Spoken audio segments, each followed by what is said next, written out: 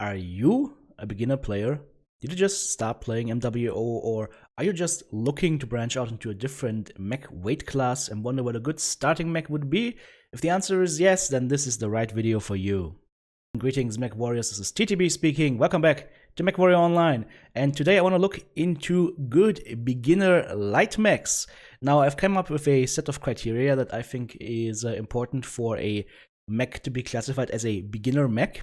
Number one, good armor.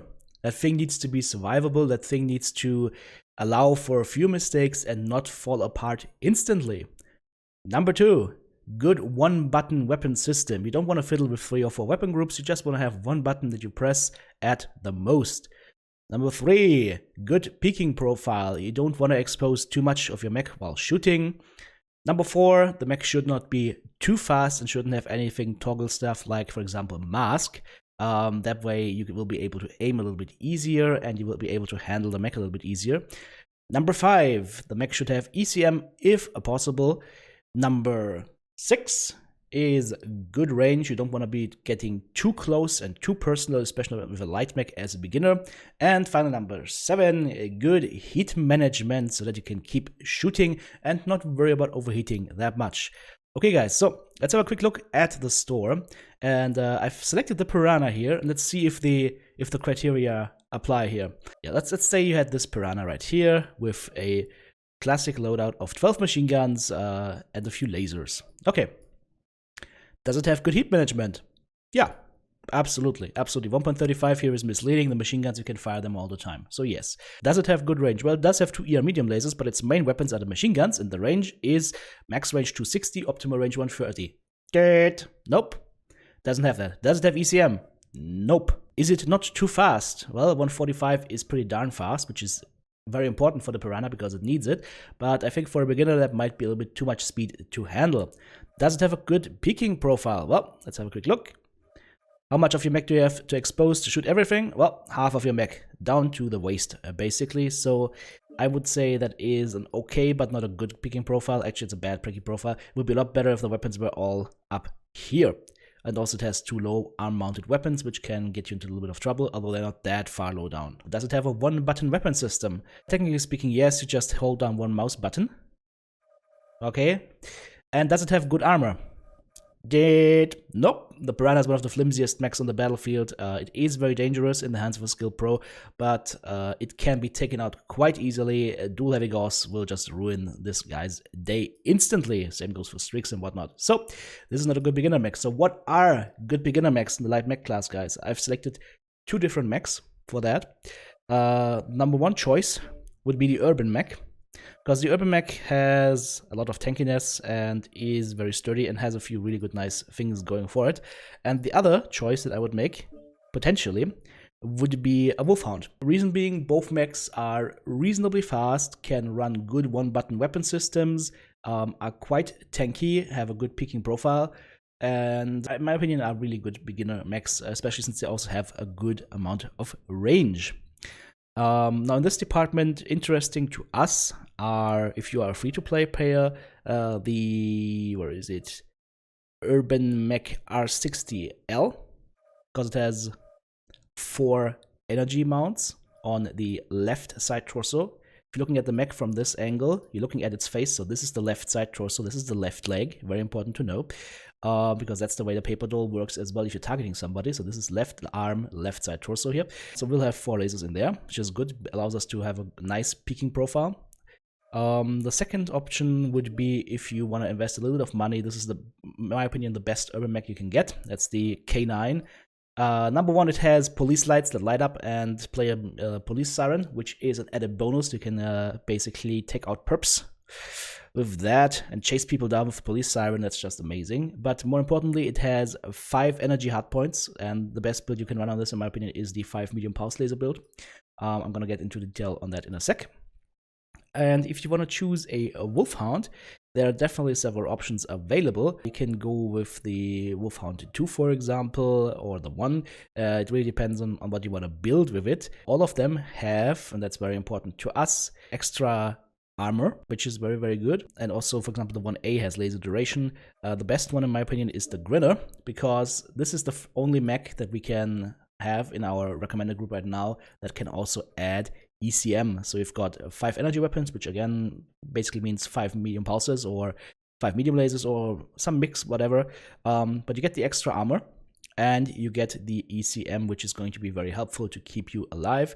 But you will have to run this with an XL engine, so it's a little bit of a trade-off. I think that gives us a good overview of which mechs I consider useful. Let's go into the builds and look at them in a little bit more detail.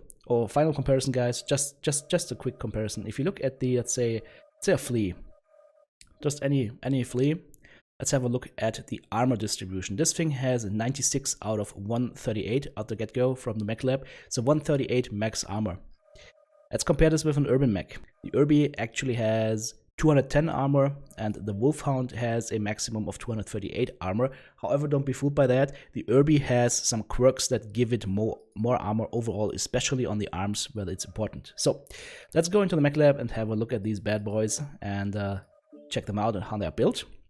And once we've done that, then we'll take one of them to the battlefield and play it for real. If you're a free-to-play player, Urban Mech R60L, as I said, is a nice mech to use. I built a mixed configuration here, 1 large laser, 3 medium lasers, lots of heatsinks, light engine 180, so if you lose that right side torso while shielding, it's not gonna murder you outright, and 2 jump jets.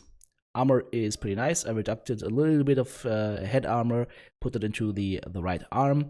You can of course max this armor out, but you will have to drop 1 heatsink, so it's really up to you. This has a really good mech heat management on this mech, so you might be able to drop this heatsink right here and just armor up the right arm and the head, but it will probably not work out correctly. Let's see.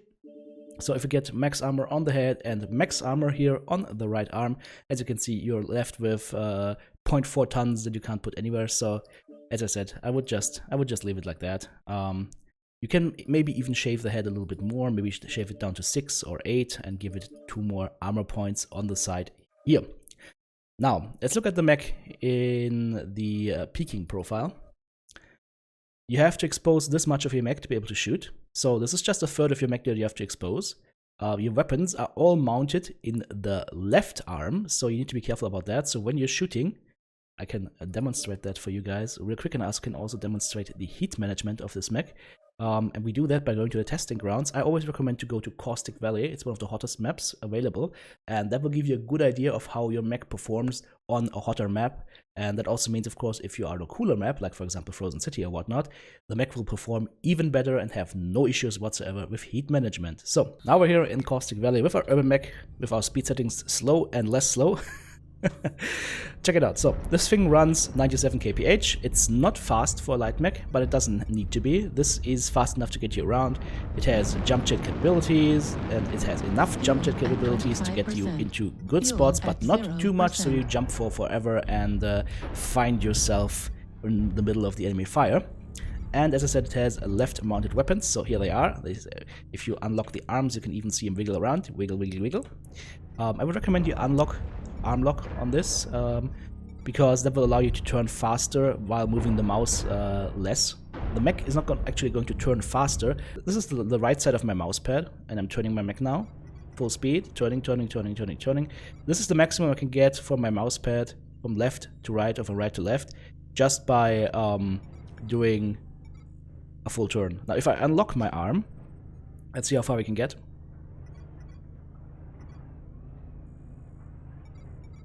See? Got a lot further. And the thing is, it also moves your view a little bit to the right or to the left, so you get a little bit more detail on what's going on there. And on top of that, you can shield more effectively, right? Because it just turns you to the point where you want to look more quickly. Even though the torso still has to follow, it still follows at its normal speed, you just don't have to move your mouse around that much. But if you prefer it like this, with arm lock, it's also okay. So, we're shooting from the left side of our mech here, as you can see. That was the first alpha strike, second alpha strike. I'm just doing continuous alpha strikes here, guys, just to show you how the heat management is on this thing. And as you can see, the heat management is amazing. You can shoot this thing for days. You can just keep firing like a madman. You can keep missing shots and whatever. It's gonna be quite forgiving on that. It's not gonna have a huge alpha, but you don't really need that. And the way that you play this mech is, let's say for example you want to go in on that awesome up there. Number one, you don't want to be in front line. You're an urban mech, you're tanky, yes, but you're a second line mech. You want to amplify damage on targets. So let's say your teammates are fighting him, and you want to be in cover because he might shoot at you. So you would, for example, shoot at this guy and then dive to cover, hide behind this little disguised urban mech that's actually a fuel tank. Then you peek out of cover again, you shoot the guy, get back into cover, wait for a second, peek out again, shoot the guy, and back into cover. If you don't have cover, that's where twisting comes into play, guys. And twisting means you twist your mech to the side that can take some damage. So if you're running an XL engine, you twist to the side that's healthier, but if you're running a light engine, for example, you could actually twist as much until your right side torso dies, but that will kill your heat management, so be careful about that. It's going to be a little bit more forgiving though on not twisting as much, because one thing that beginners like to do is face tank a lot. They like to look at their enemies, and that's the first thing that you should learn, especially basically in any mech actually. You shoot and then you twist away from the enemy. And once your weapons have recycled, you twist back in, you shoot again, and you twist back. And as you can see, it's much easier for me to do that with arm lock off. Back again, we shoot, and we twist. Very simple. And that allows us to shield with the right side of our mech, here, the right arm of our mech, and then the right side torso. We can also face tank a little bit to use our CT armor. The thing you never want to do is with this mech, and that is something that's different to other mechs, you don't want to twist to the right side, because that will expose your weapon arm to the enemy fire, and if that's gone, you don't have any more weapons. So that's something to keep in mind. With this specific mech, twist to the left. That is basically as much as I want to say about that. Let's go into the mech lab one more time real quick, because we want to look at the armor stats of this mech just to understand how tanky this thing actually is. Let's take the Canine Urban Mech. I can show you the direct build on that as well. Here we have the Canine Urban Mech. This one is using an XL engine. You can go light 170, I believe that should have the same tonnage. So XL 170, XL 180 is 5.5. Light 170 is also 5.5. So you can run a light 170 engine in here. If you are afraid of the XL. 5 medium pulse lasers, lots of heat sinks, 2 jump jets. Look at the armor on this mech. If you look at the skill tree for a sec, just real quick, I don't want to go into too much detail. You go into the firepower tree, you get the laser duration nodes. You go into the survival tree, and you take most of the survival tree. If you don't take movement speed, here, you can even remove that completely to get even more tanky with getting scalp density here, but it's not really needed, and I think it's nice to have the movement tree over here, which will basically give you an extra 4.5% speed on your mech, which is nice to have. What I consider extremely important is full operations tree, so you can keep quite cool with your mech, and auxiliary tree, the double cool shot, is definitely important. And then you could go UAV, or you could go artillery strike or airstrike. But what that gives us, guys, is extreme tankiness. So with this urban mech, for example, look at the arms. Arm armor 33, CT armor 71. That's just amazing. This is from the quirks, 24 from the quirk, and once you armor that thing up, it even increases because we have the armor bonuses from our skill tree, and you get 71 CT front armor plus 28 structure. This thing, guys, requires a 99 damage alpha pinpoint to the CT to kill in one shot. And there is almost no mech that can do that. This thing can face tank a Fafnir and live to tell the tale with dual heavy gauze. So urban mechs are surprisingly tanky, but of course you want to make sure if you shield with the right arm here with the Canine as well as with the R60L, and not with the left arm, because that's where your weapons are. The added bonus of the Canine is that it has weapons in the CT, so if you go light 170, if you lose the side torso here on the left side, you can still use your 2 medium pulses in the CT. Then we also talked about the Wolfhound. I'm going to show you guys the Grinner. It's not a free-to-play mech, you have to pay for that because it's a hero mech, just like the Canine. What you can do with the Grinner is you can run ECM on it. So you run 5 medium pulse lasers, you run a guiding ECM, and then an XL engine. This one basically has to run an XL engine because otherwise you're just going to end up being too slow. What you can do if you want to have a little bit more heat efficiency is you run an XL 240. Actually, no, that's a little bit too... yeah, we need the XL 235. That will give us a lot better heat efficiency, but we will be a little bit slower. So 108 kph, but our heat management is actually vastly improved. And as I said, the added bonus of this mech is, guys, that you have ECM, which makes you invisible on radar, or mostly invisible on radar, and that keeps you very, very safe. So you're either an Urbie that is just tanky as hell and people don't like to engage Urbies that much, especially when there's bigger and more dangerous targets around, or you go with the Grinner, which is basically invisible for a long time. It has good speed, good maneuverability, the arm is even unlocked so you can shoot at UAVs if you need to, and I would also recommend to play this with arm lock off, but if you have to, or if you're a beginner, just play it with arm lock on, so just have one crosshair and don't get confused. And the gameplay is pretty much like the Urbie. You shoot, you twist away, you shoot again, you twist away. With this mech, as you notice, I'm twisting to the right side because I've got the arm-mounted laser here, the medium pulse, in the right arm. So we shoot, target acquired, and we twist away. Best thing, of course, is to dial out of cover, shoot, twist, and back into cover. Right?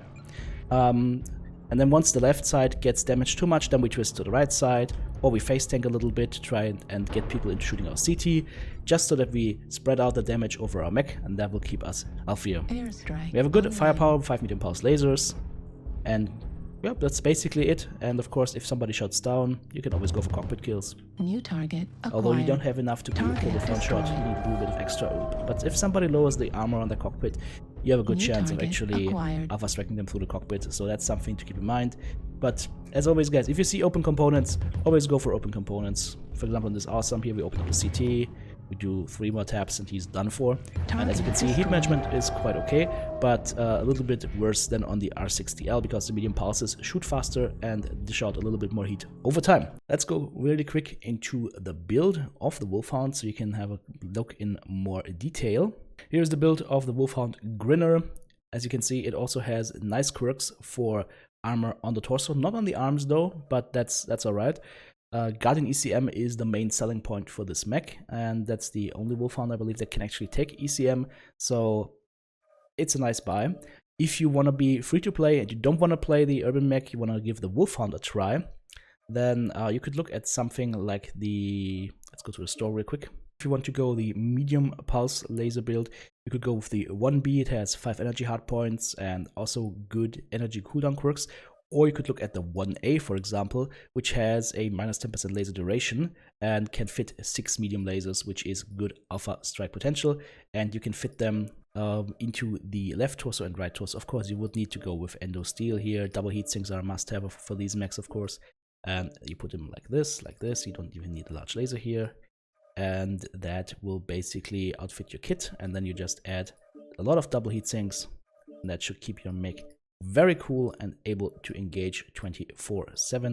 You can even increase the engine size here, maybe go to a light engine to 40 or to 50, and that will give you a lot of speed here, 115 kph, great heat management, and you've got the 6 medium lasers for dishing out damage. However, you're not that safe because you don't have ECM anymore, but still it is one of the tankier light mechs. Okay guys, so much for that. Let's take one of these guys to the battlefield and I'll see you there.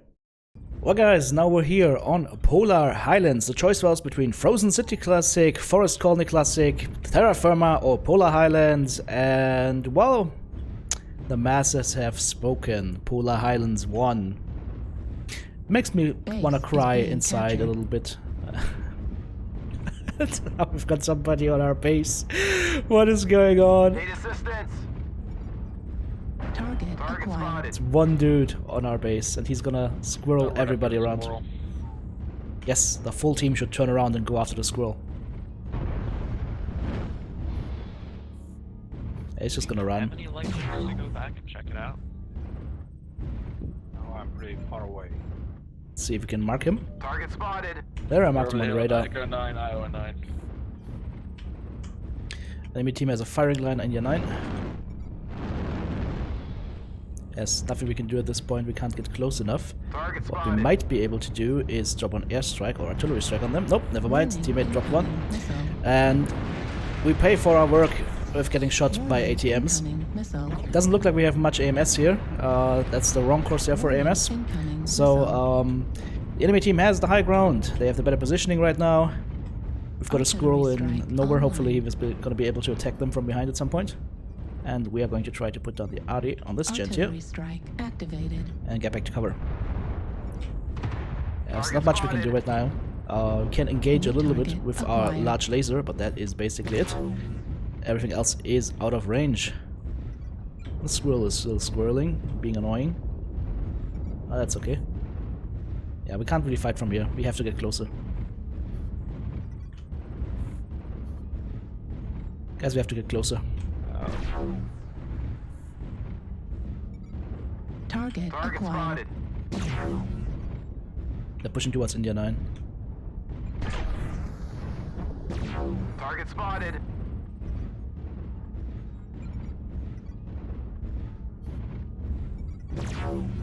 Target spotted. India 10 Hellbringer marked. Target acquired. Target Oh, there's a lot of targets over there. Need to be careful here. The good thing is we have a very low silhouette, so we can't be that easily seen. New target 100 acquired. meters, okay. Go in, give him an alpha, and get back to cover. Now he's looking at me, so I'm gonna try to go to this side and shoot from here spotted. onto the Corsair. Foxtrot Corsair. Come on, help our Fafnir. Let's not get hit by him.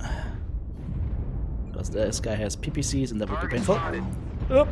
There we go, he missed. And that's a quad AMS Fafnir that's shooting me. That's not a Fafnir, sorry, it's a Corsair. It's shooting me because our assaults are not pushing. Spotted. Come on, assaults, make something happen here. Go on Foxtrot. He's out in the open. Someone questions enemy. I'm cored out. Alright, Focus Foxtrot. Come on, kill him, CT. Target destroyed. New target. Switch over acquired. Delta, Battlemaster CT. Charlie, Bridesmaid, come on, take him down. Walk. Target destroyed. Good kill, keep pushing. New target acquired. Go on the Victor. Gonna switch over New here target to acquired. help with that guy. Okay, he's dead. Good. You got this, guys. Keep pushing.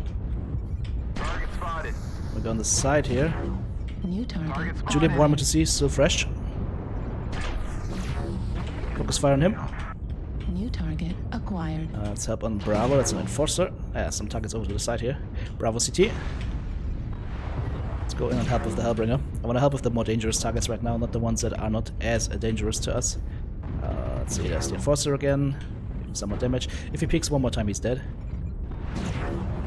Yeah, okay, we're gonna seal the deal on the enforcer here. Use our jump jets to get higher range and then... Oop, never mind, that was a miss. Ah, he's dead. New target And acquired. go in on the Hunchback now. It's a Lurm boat, so he has no chance in hell. Target destroyed. There we go. New target. And there's our squirrel from before again. Echo. Target spotted. And you're not gonna squirrel anymore because you are out of weapons Target and out of destroyed. life. Beautiful. Now we turn back. Last two targets, India 10 and Hotel 9. Target acquired. Target spotted. Last target, Javelin. Yeah, he's just gonna run, guys. So the only thing we can do is try and chase him down, but maybe he goes for the quick end, which would be nice. Go out with a blaze of glory. It looks like that's what he's choosing to do. Okay, maybe we can see him and shoot him. Nope, never mind. Denied. Okay. So as you could see, guys, we stayed nicely healthy throughout this round, used cover, used our teammates, and we also called some shots because it was very important. The team was a little bit disjointed at the beginning. 0 killing blows, 12 assists, 1 KMDD, 580 damage done, 1 component taken out. Let's have a look at the scoreboard. And as you can see, guys, compared to some of the assault mechs that we had, we did a really good job. We even out-damaged 3 out of 4 assaults here, and the only guy that had more damage on the other mechs was the Hellbringer. So very solid job. As you can see, this is how you play this mech. Second line, keep on harassing the enemy, and if you can, guys, if you can, you have the time, if you have the brain power available, go ahead and make some calls, and if your teammates follow them, then good things will happen. GG. Alright guys, this concludes this particular video. Let me know in the comments down below, was that helpful? Should I make more videos like that where I go more in-depth in a certain weight class or more in-depth with a certain mech? Let me know in the comments down below, and if you really like this content, if you would like to become an active part in supporting this channel, check out my Patreon page, and if you haven't done so yet, hit that subscribe button and follow me on Twitch. This has been TTB with some light mech action. I'm out of here.